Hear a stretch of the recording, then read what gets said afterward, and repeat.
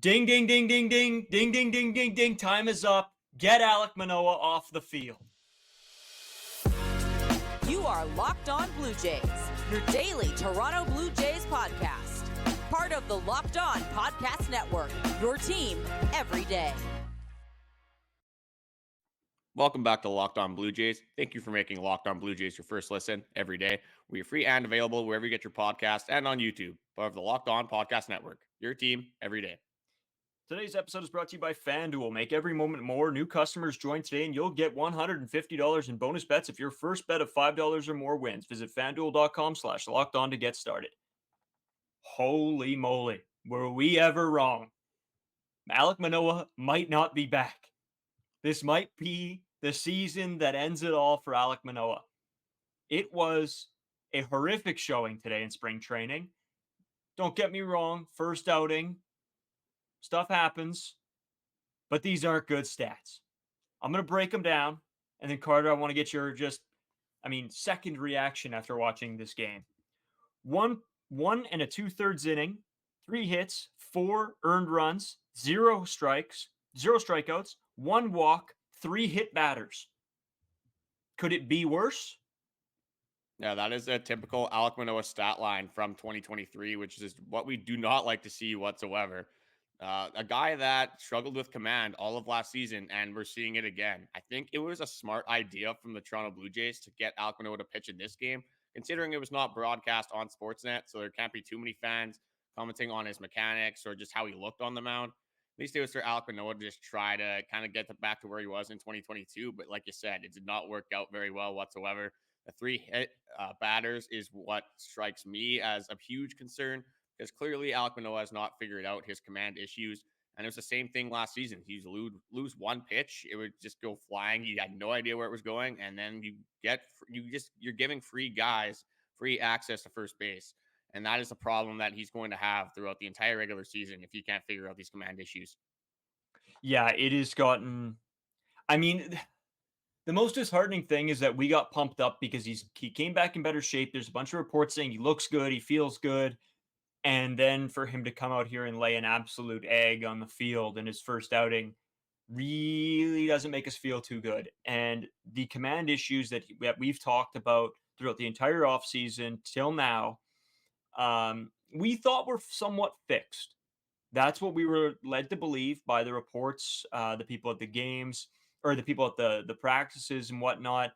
And he comes out and just doesn't have it. And everybody's talking about how his velo looks really good. He's increased his velo, everything like that.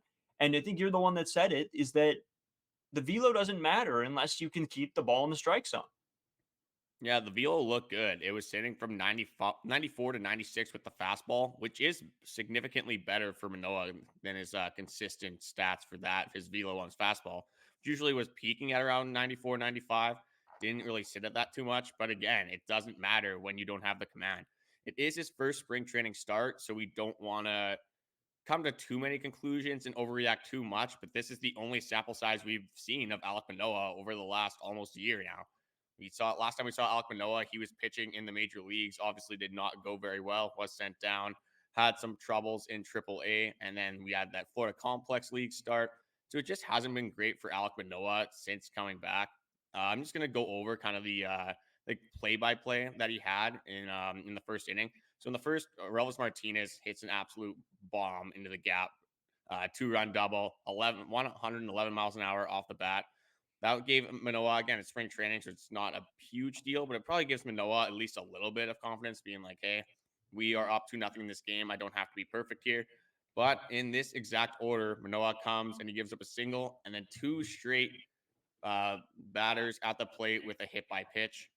You can't start your outing like that. The confidence is probably shot right there. You can't, 4 earned runs in an inning and 2/3 is not good at all. Again, especially against a Tigers team that they did have a lot of their starters in, but it's the Detroit Tigers. They're not that good of a team. So if you're not going to produce against MLB ready hitters on the Tigers, I do not want to watch the moment where they go against a team like the Rays, a team like the Yankees, the Orioles. Imagine the Dodgers come to town and we have Alek Manoah pitching. It's going to be interesting to see what he can do against these MLB ready hitters. Yeah, it's really, really upsetting and frustrating as fans because, we want him to be good and we know what he can be. And it's just, he's just not there. And I don't know how much longer we can go through this. I think if we see him in another spring training start and it goes just as poorly, I don't know. Like, what's the solution here? Do you rip the Band-Aid off and say, all right, that's it? Or are we going to go into this season knowing that Alek Manoah is not back and have him start, give him 3-4 starts? And if nothing changes, what's the solution here? Yeah, I don't know where you go from here with Alek Manoah. If he's in shape and still having these struggles, there isn't really a lot else you can do with them. Another stat that isn't going to look good for him is over his 1 2/3 innings, he threw only 17 of his 38 pitches for strikes. So that is under 50% strike rate. That's just not going to fly. They're gonna get MLB ready hitters that are sitting on his fastball, waiting for a pitch to be in the strike zone, and it is going to be hammered. And we saw that in this game. There's a few doubles, like gave up a home run.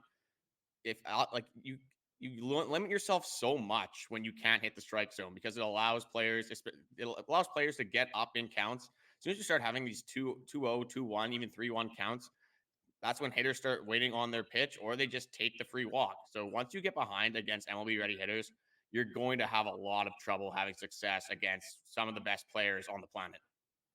Yeah, and that's the most concerning part of this is he wasn't put out to face,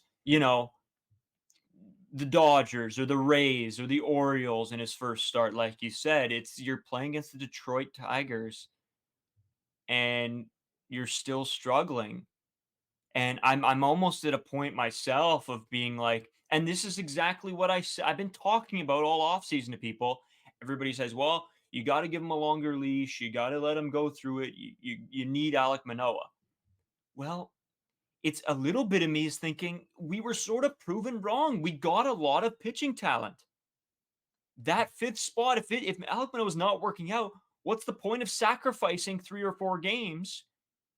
We have guys that can do the job. So maybe it's time we let them do the job. Well, and that's what spring training's for. If he's going to struggle, it has to happen in spring training. You can't just be giving away free games in the regular season just because you want Alek Manoah to work out or you're just hoping. You can't rely on hope once you get to the regular season.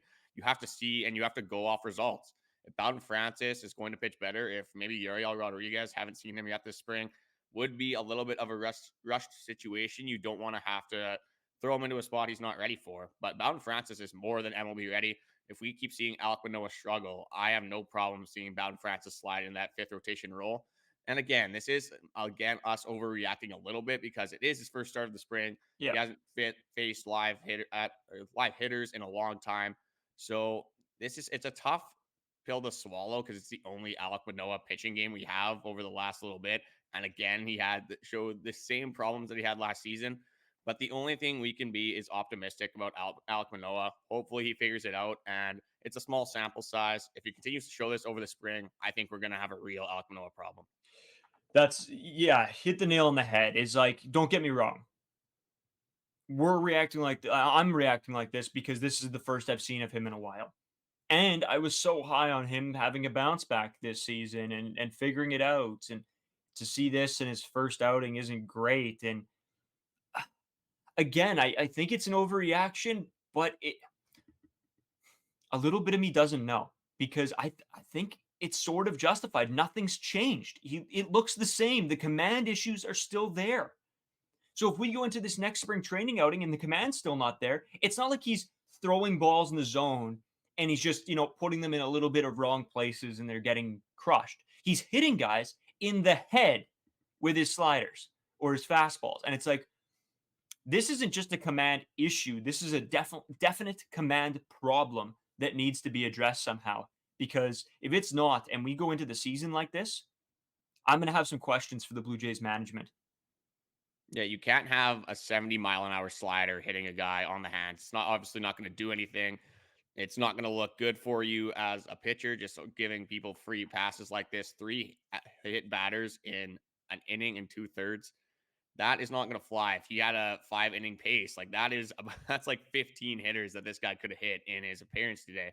And it's just on these pitches. You can tell that it's something mechanical that goes completely out of whack on these pitches because where he is aiming and where the pitch result is not even close. And that's he's not obviously trying to hit these batters, but he can't be doing this every game if he wants to be successful. So all we can do is hope that Alek Manoah does figure it out. Hopefully Pete Walker is working with them right now. Kevin Gossman, some of these starters giving him some tips. He's got to figure it out soon. And if he doesn't figure it out quickly, that fifth rotation spot might be gone. Yeah, and you know what? We came into this season sort of thinking, okay, it's sort of a prove it moment in this spring training to see who gets that fifth spot. And right now, it's showing that maybe Alek Manoah isn't that guy. But if he's not that guy, what happens? And don't get me wrong, we want to see how the rest of this spring training continues, and hopefully we get to see a lot more of Manoah, so it gives everybody a little bit of clarity. But just talking about Alek Manoah, there is a lot of other guys that did some good things on the diamond today, and we will go over that next, including Ernie Clement with a great day at the plate. So we'll talk about that next. Today's episode is brought to you by FanDuel. Get buckets with your first bet on FanDuel, America's #1 sports book. Because right now, new customers get $150 in bonus bets with any winning $5 bet. That's $150 if your bet wins. You can bet on all your favorite NBA players and teams with quick bets, live same game parlays, exclusive props, and more. I know I've been hammering the FanDuel pre-made same game parlays because it seems like that's the only bets that'll hit for me. If I try to make my own, it just doesn't work. So I'm going to stick to that. I've been looking through all of their MLB stuff, seeing what they have. NHL's been hitting well for me. So if you guys want, they have amazing same game parlays, pre-made ones for the NHL. So you can dial into those. Just visit fanduel.com/locked on and shoot your shot. FanDuel, official sportsbook partner of the NBA. So not a lot to go over today just on the diamond, but there definitely was some standouts and some letdowns as well, outside of obviously the talk we've had about Alek Manoah. Ernie Clement is really doing well. 3 hits, a stolen base, and 3 at-bats today. Just playing outstanding.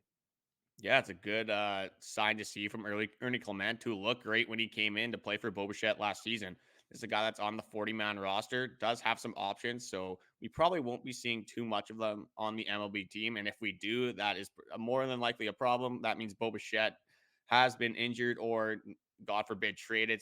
There would have to be something going catastrophically wrong if we do see Ernie Clement this season. But he looked good. I mean, another 3-for-3 performance. He's got that average up in the spring, and a guy to watch, a guy that, like I said, he played good when he had the opportunity last season. So if we see Ernie Clement a little bit this season, a decent defender, like he looked good last season at shortstop, second base, wherever they threw him. I love Ernie Clement, and I'm fully in on him. If they want to give him opportunities, I am more than happy for Ernie Clement after the season he had last season. Yeah, I'm 100% with you. He's just a guy that, again, like, can play sort of everywhere, wherever you need him. He comes in. He's not going to swing for the fence, but he gets on base hits for average. Sometimes that's what we need out of these guys, right?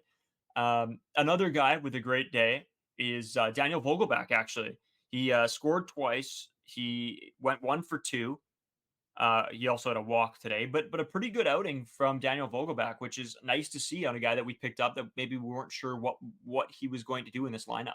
See, I wish they had the game broadcasted today because I love watching Daniel Vogelback swing. He just looks so funny from that left side of the plate. Same with Ernie Clement. It would have been nice to see some of his hits today. But yeah, it's nice to encouraging to see some of these minor league signings and guys be productive in spring training. If Daniel Vogelback can be productive from the left side of the plate against right-handed hitters, that's exactly what we need on this Blue Jays team. We need just somebody to excel in some area of hitting.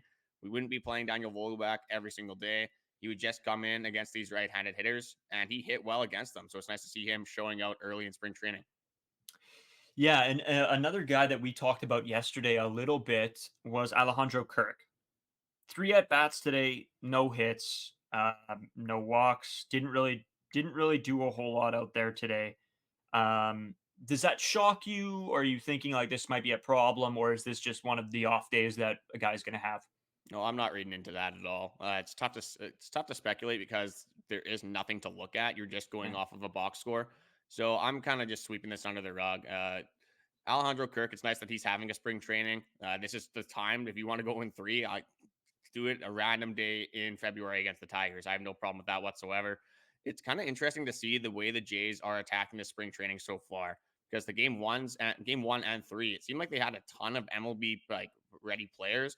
Yesterday they had their entire bullpen. It seemed like pitch. Chris Bassett, Kikuchi was out there too, all MLB ready starters. And today, just looking at the lineup, really the only ones we had were Daniel Vogelback and Alejandro Kirk, and then obviously Manoah on the other side.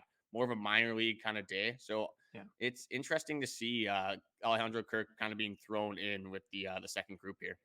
Yeah, a little strange, but I'm with you. I'm not reading into this at all. I think he knows what he's doing out there. This isn't. This is him getting his first real spring training in in 2 or 3 years. So it's good to see that he's at least getting out there, getting some swings, warming up for the season. He's not a guy that I'm going to be overly concerned with in this spring training at all. Um, Sort of some other news coming out today. Sort of brutal. We are just sort of feeling it for Eric Swanson's family today, as his 4-year-old son today was hit, or on Sunday, I guess, was hit by a car, um, airlifted to hospital, is on the road to recovery.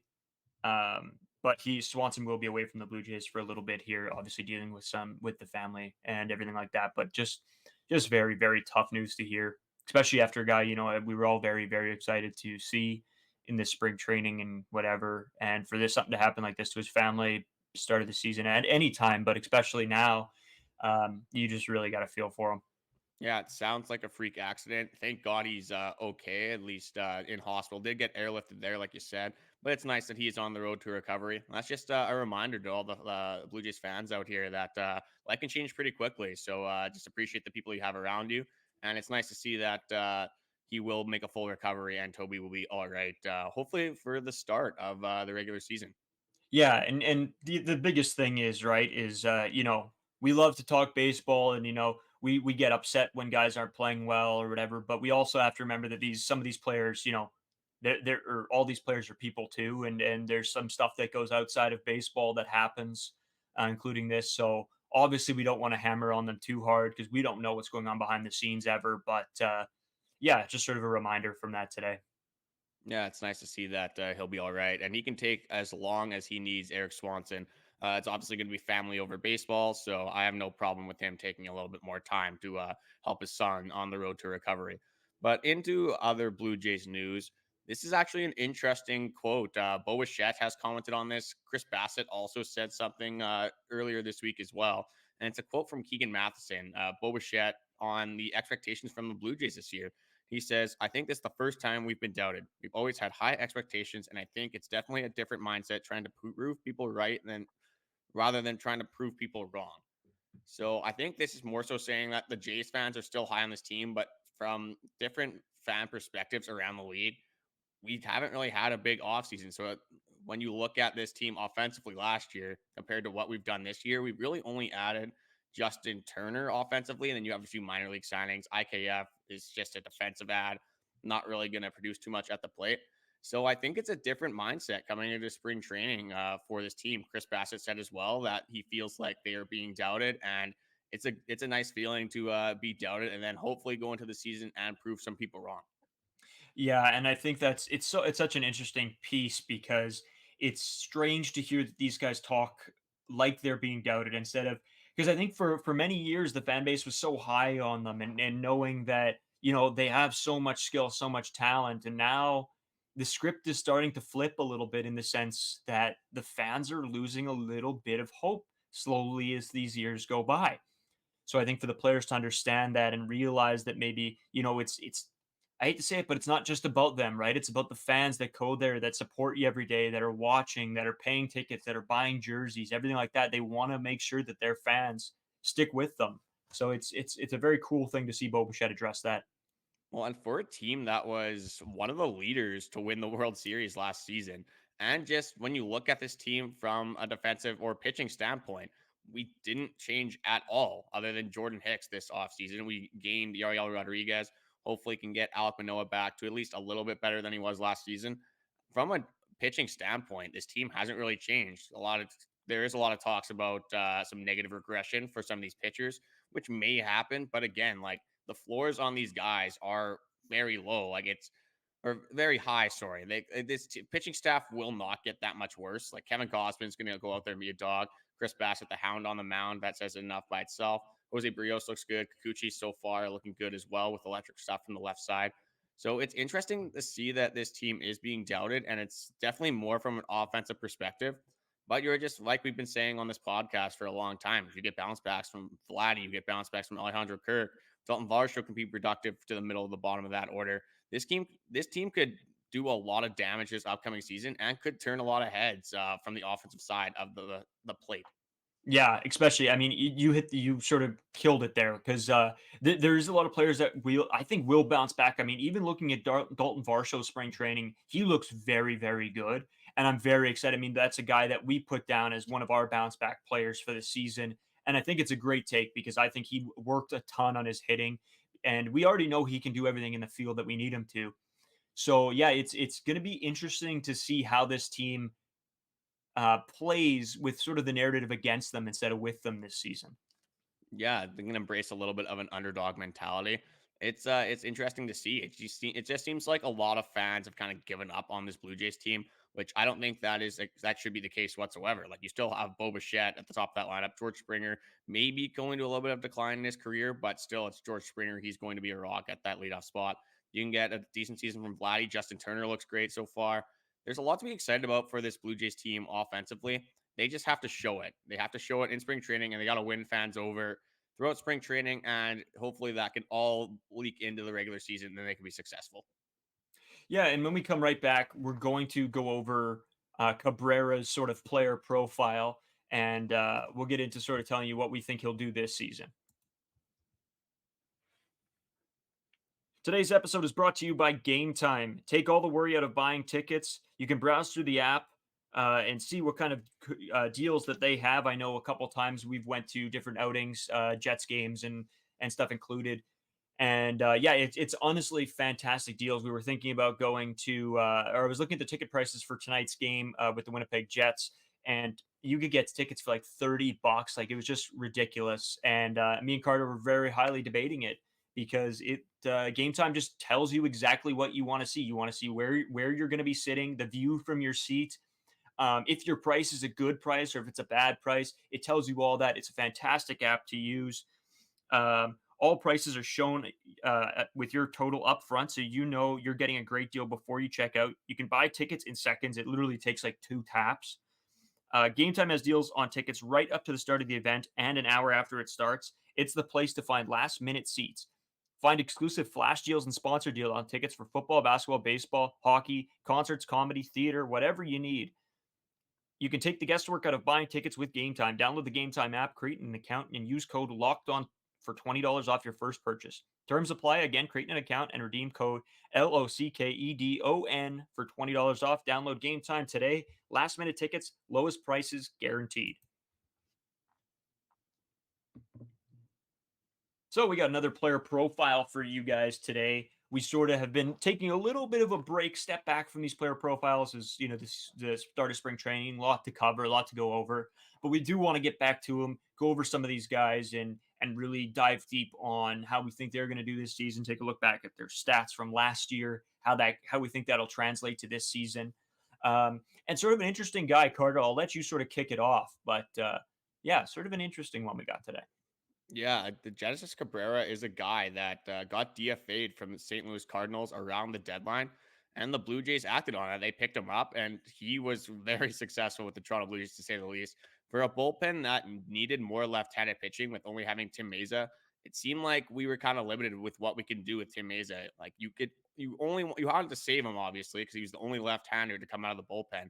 But there's so many good left-handed hitters now in the MLB that it was a tough situation to manage when you don't want to waste Tim Meza for one day and then not have him for the day after. So getting Ernie Cabrera from waivers was huge for this team. Didn't have a great success with St. Louis, and that is why he got DFA'd. 5.06 ERA over 32 games, 32 innings pitched, 32 hits, 38 strikeouts with 18 walks and 6 home runs. Didn't look great, kind of struggled with his command, a thing that we have gotten used to with Alek Manoah here a little bit.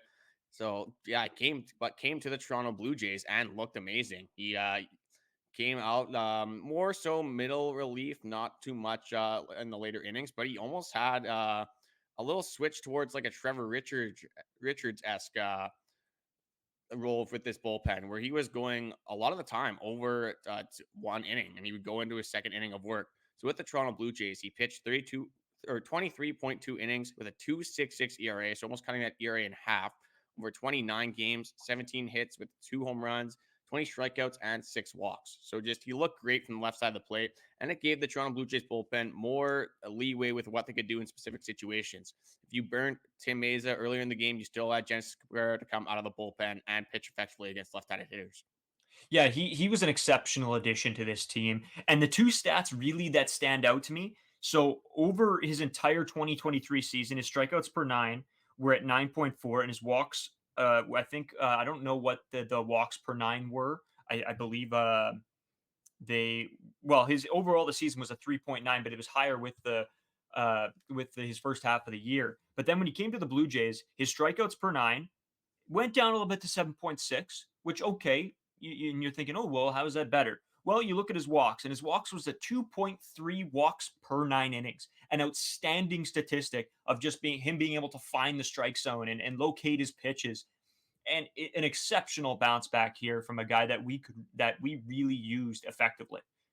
And there's a bunch of talks about last year about the Blue Jays not being effective at the trade deadline. But they did make that Jordan Hicks acquisition, which was huge for the bullpen down the stretch. But it almost was like another trade deadline acquisition in Ernie Cabrera. And then we got Chad Green as well coming back in late August. So there was 3 additions right there to the bullpen that increased it heavily and was a huge factor in why this bullpen was a top 3 bullpen in 2023. Henny Cabrera, he's only had the 1 start so far in spring training, but again, looked good. Can't really say too much over 1 inning of work for a reliever. If he can be even like a 3.5 ERA guy, just come in lower leverage, just another option from the left side. And his fastball looks good. Like it sits at 95, 96 miles an hour. He throws it a lot of the time. He has a slider that he throws 32% of the time, about 89 miles an hour. Then mixes in the curveball and changeup. The curveball's at 13% of the time, changeup 4%. So a 4-pitch pitcher from the left side of the bullpen, that's tough to come by, especially when they are as effective as Henny Cabrera was last season. Yeah, he was just outstanding, and I'm expecting him to have a maybe not as good of a year with the Toronto Blue Jays, but I think he's not going to be overused. He's not going to be overworked. I think he's going to be able to come out, do what he needs to do, and I think he's going to keep those statistics down, which is nice to see. Again, we have a huge Yusei Kikuchi episode coming out tomorrow. We're going to do a deep dive. Of course, we have to talk about, which we've been sort of putting off, but the Fanatics jersey situation, pants situation is horrendous. And we're going to be going over all of that in tomorrow's episode. Please tune into that. We know you guys have been killing it with all the downloads and likes and comments. And we have gotten a bunch of comments about the Yusei Kikuchi contract. We'll be talking about that as well. Again, we want to thank you guys so much for watching. See you tomorrow. Just before we tune out, I wanted to throw it over to our Locked On 24/7 streaming channel. If you guys want to digest your NHL content, there's NBA going on, all these college sports, whatever sports you want to watch, we'll have it on our 24/7 streaming channel. So just go to Locked On Sports Today on YouTube and subscribe.